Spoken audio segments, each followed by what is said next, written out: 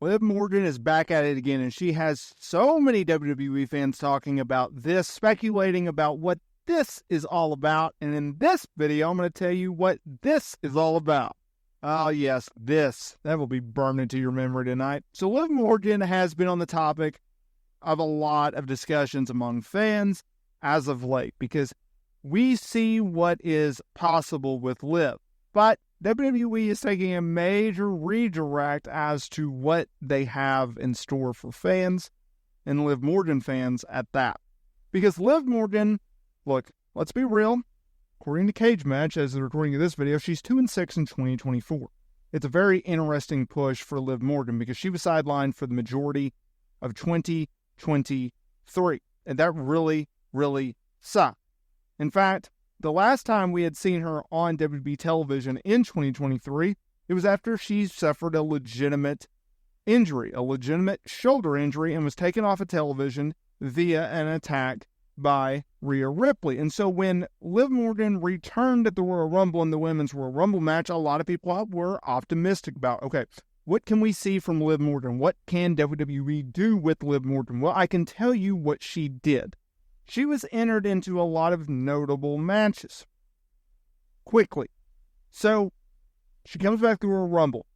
Then she goes over Zoe Starks in an Elimination Chamber qualifying match. She suffers a setback with putting over Tiffany Stratton in February on SmackDown. Then she fell short in the Women's World Title Elimination Chamber #1 contendership. Becky Lynch won that match, went on to WrestleMania, and failed when challenging Rhea Ripley for the world title. Then she followed that up 2 nights later by putting over Nia Jax via DQ. She entered into a program with Becky Lynch. She put over Becky Lynch on March 11th episode of Raw. She then worked a Women's World Championship Battle Royale that ultimately saw Becky Lynch win. I'll come back to that in a second. And then most recently on the April 29th episode of Monday Night Raw, she went over Nia Jax. So that is where we are now. Now look, I've ranted and raved about this. I still stand by this. WWE made a major mistake about not putting the world title on Liv Morgan. I made this case before. I'll make this case again. Becky Lynch, yes, she fell short to Rhea Ripley. She was also sick, and she should have won the title then. Rhea goes down with an AC joint sprain because of an attack by Liv Morgan. That has sprung Liv into the conversation and become one of the hottest stars that WWE has. And she honestly should be beating Becky Lynch sooner rather than later for the world title. Now, today's topic. Have you noticed this about Liv Morgan and Dominik Mysterio? Because it seems like they have nothing in common, yet they may be actually closer than you would think coming off of a recent episode of Monday Night Raw, because in recent weeks, Morgan, she has been pleased with the fact that she suffered an injury to Rhea Ripley. She injured a top star. And so now this is the building of the revenge tour that she started in January. And so once she got screwed out of the Battle Royale, well, she's had to take a little bit of a redirect. Now, Dominik Mysterio confronted Morgan on a recent episode of Monday Night Raw before the Battle Royale to crown a new Women's World Champion. And then this week, April 29th episode of Monday Night Raw, they interacted in a backstage segment. So what happened was Jey Uso was doing a backstage interview, and then in the background you saw Liv Morgan leaving the locker room. And then just seconds later, the former NXT North American champion, he was also seen leaving the room. Very interesting. Now, this had fans speculating that there could be going on, there's something going on between these two, right? Despite their on-screen differences.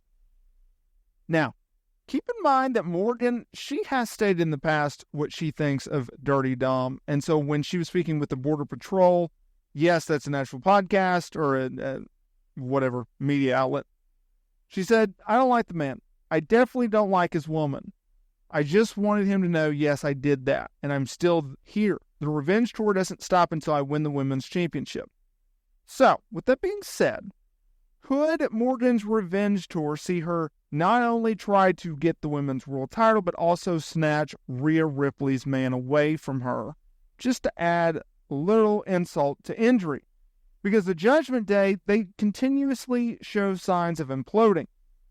And while fans have to see what is in store for the group, Damian Priest, Finn Balor, JD Madonna, Rhea Ripley, and Dominik Mysterio, Rhea's off television. JD is teased leaving. Priest and Balor have had issues. Could we see a pairing between Liv Morgan and Dominik Mysterio? I think we're building to that. It makes sense. It adds literal insult to injury because having Liv take Rhea's quote-unquote man, right? Now, she has stated in the past through various interviews that, look, the on-screen chemistry, they're not dating. It's just this weird thing, right? She considers Dom to be like a little brother, but on-screen, it's a little weird. I won't lie. It's a little weird, but because of Dominik's gimmick, right? He's trying to play off Eddie Guerrero. He's still keeping his feud with his father alive all these years later. Like, that's where we're at. Liv Morgan, though, with Dominik Mysterio makes a lot of sense because it adds more to the feud with her and Rhea. So it started out with Morgan just simply trying to get her revenge on Rhea. Then it led to her not being able to fully get her revenge on Rhea. Because there's one thing to injure someone, and then there's something else in a very twisted and dark psychological standpoint to take something from somebody. And taking the women's world title was ultimately Liv's goal. And so we went from before the segment where Rhea was injured of, okay, Liv is going to challenge Rhea Ripley and take the title, and it was going to be a one-off, and Rhea was most likely going to beat Liv. Now it's gone to, okay, Rhea's going to be out for 4 to 6 months, whatever it is. When she comes back, boom, you have a built-in program with Liv Morgan and Rhea Ripley for the title.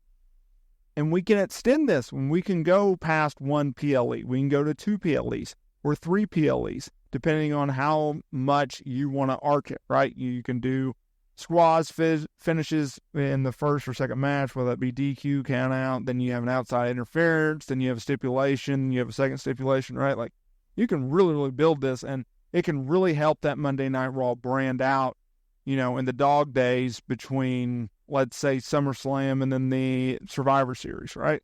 Where you got like September and October as like lame duck months. You can really build that, and heck, they could even main event if you wanted to. But I absolutely think we're getting a Dominik Mysterio Liv Morgan pairing. I hope that's where they're building to, and I look forward to seeing what they do next with all involved.